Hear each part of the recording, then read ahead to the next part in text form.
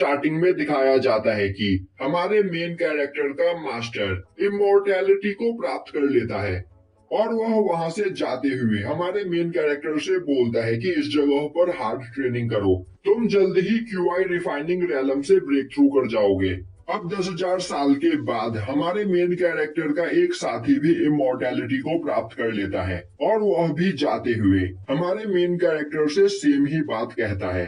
अब इसके 10,000 साल के बाद हमारे मेन कैरेक्टर की एक डिसाइपल भी इमोर्टैलिटी को प्राप्त कर लेती है और वह भी जाते हुए हमारे मेन कैरेक्टर से बोलती है कि मास्टर इस जगह पर मेहनत करते रहे, वह जल्द ही क्यूआई रिफाइनिंग रैलम से ब्रेक थ्रू कर जाएंगे। अब कई हजार साल बीत जाते हैं और हमारे मेन कैरेक्टर के सेक्ट के छोटे छोटे बच्चे भी इमोर्टैलिटी को प्राप्त कर लेते हैं और हमारा मेन कैरेक्टर अभी भी क्यूआई रिफाइनिंग रैलम पर ही होता है, जो देखकर उसे काफी गुस्सा आ रहा होता है। और यह देखकर उस सेक्ट में काम करने वाले एक सर्वेंट को बहुत बुरा लग रहा होता है, पर एक दिन वह सर्वेंट भी इमोर्टैलिटी को प्राप्त कर लेता है।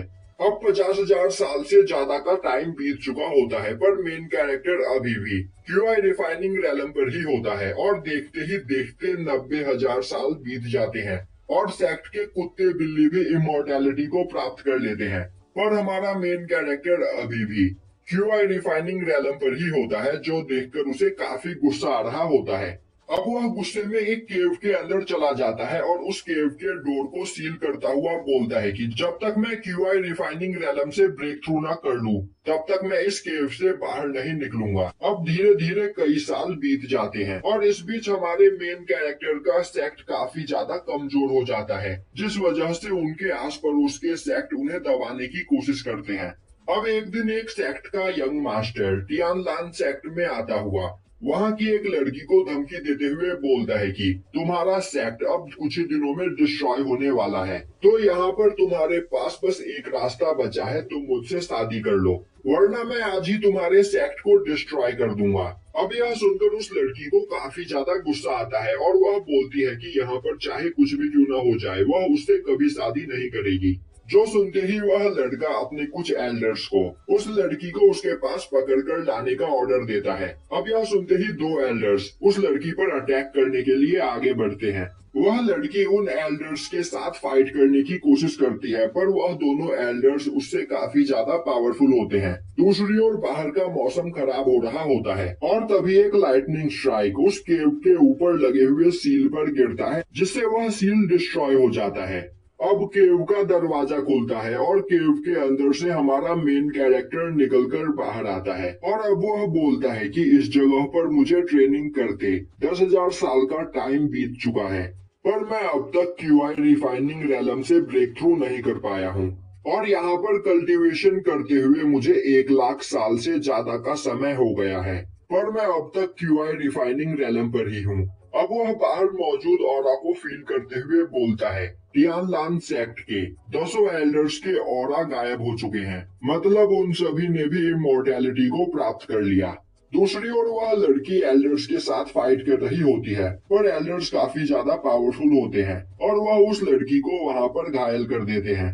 अब वह लड़का आगे आता हुआ बोलता है तुम अभी बस फाउंडेशन रैलम के मिडिल लेवल पर हो, पर मेरे यह दोनों एल्डर्स फाउंडेशन लेवल के पीक पर है और तो और मैं भी फाउंडेशन रैलम के पीक पर हूँ, तो तुम चाहे कुछ भी क्यों ना कर लो, हमसे नहीं जीत सकती, तो मुझसे शादी करने के लिए तैयार हो जाओ। वहीं खड़ी वह लड़की सोच रही होती है उसे यहाँ पर मरना पसंद है, पर वह इस लड़के से शादी नहीं करेगी। दूसरी ओर हमारे मेन कैरेक्टर को महसूस होता है कि उसका सेक्ट खतरे में है। दूसरी ओर वह लड़की खुद को मारने के लिए आगे बढ़ती है, तभी उस जगह पर हमारा मेन कैरेक्टर आ जाता है और उस लड़की को रोकता हुआ बोलता है सुयांग के रहते तुम ऐसा कुछ नहीं कर सकती।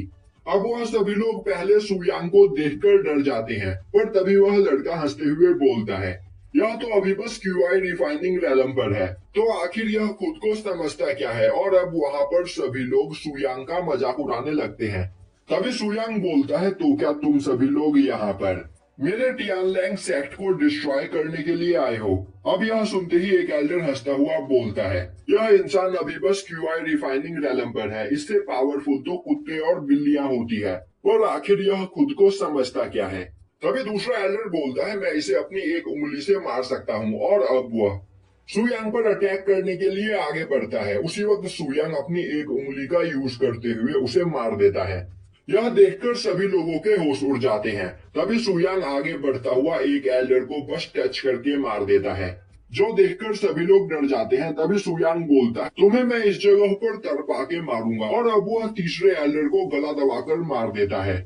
जिसके बाद वह चौथे एल्डर को देखते हुए बोलता है, तुमने इस जगह पर मुझे कुछ नहीं कहा, इसीलिए मैं तुम्हें पेनलेस डेथ दूंगा।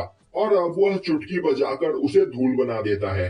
अब यह देखकर वह लड़का काफी ज्यादा डर जाता है और बोलने लगता है कि यह क्यूआई रिफाइनिंग रैलम पर नहीं बल्कि गोल्डन एक्सिलर रैलम पर है, क्योंकि गोल्डन एलिक्सर रैलम का ही कोई पर्सन फाउंडेशन रैलम के पर्सन को इतनी आसानी से मार सकता है। और अब वह अपने साथी के साथ वहां से भागने लगता है। तभी सुयांग बोलता है, आखिर यह लोग डर क्यों गए? मैं गोल्डन एक्सिलर रैलम पर नहीं बल्कि क्यूआई रिफाइनिंग रैलम पर ही हूँ।